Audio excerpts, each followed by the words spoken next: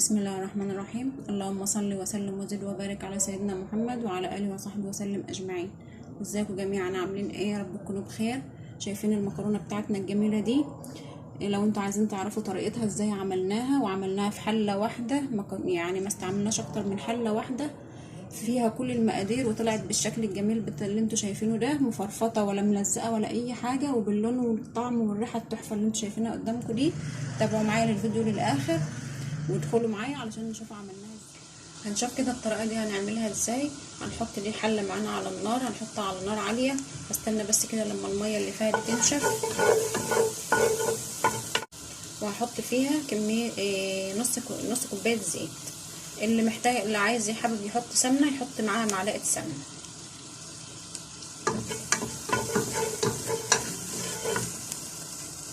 هنبدا كده بسم الله.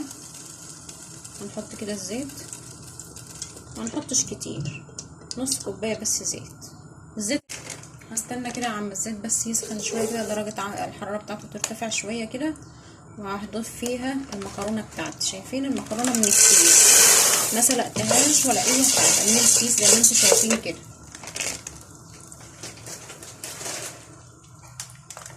هضيف الكيس اللي عندي التاني، انا عامله كيسين. بسم الله.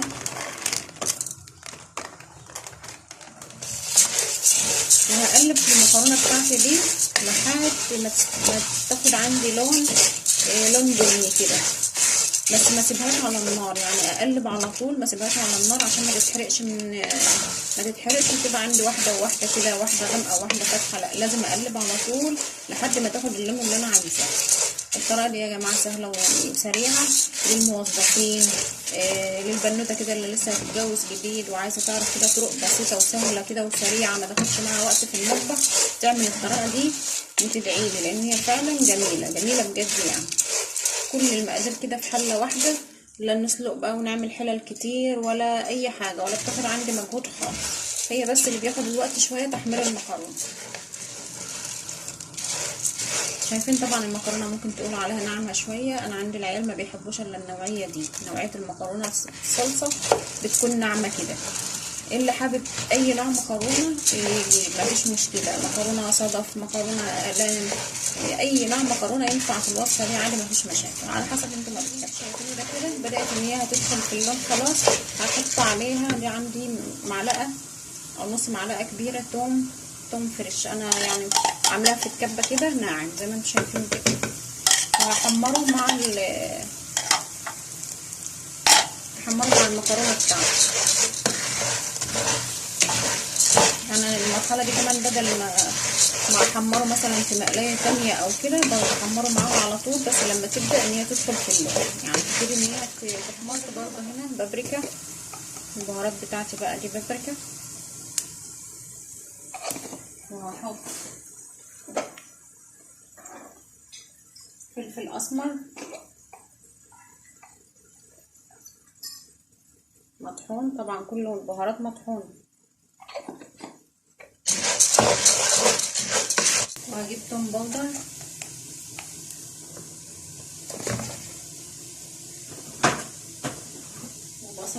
وبصل بودر برضو.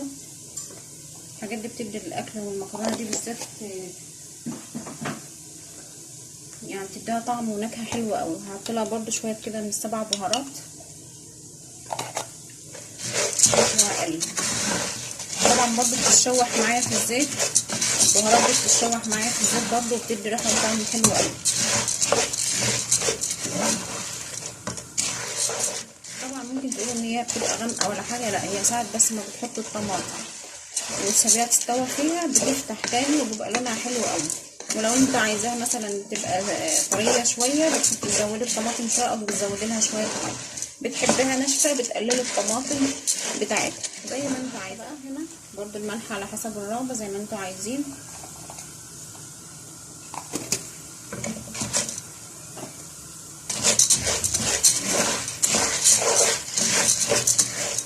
كده بقت اللون اللي انا عايزاه اهو.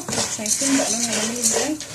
هجيب بقى عصير الطماطم بتاعتي، انا مش لا صلصه مسبكه ولا حاجه، عصير الطماطم بس انا عاملاه في الخلاط وهجيبه اضيفه عليه. هوطي كده النار لما اجيب عصير الطماطم بتاعي، عصير طماطم عادي، هضيفه بقى للخلطه كده. اقول بسم الله وهعلي النار.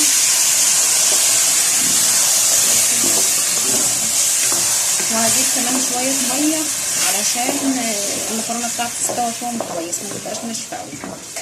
هجيب شويه ميه، وممكن نزود برضو عصير الطماطم لو مش عايزين نزود ميه عادي عشان المكرونه تكمل السوا بتاعها بالميه كده زي ما انتم شايفين كده.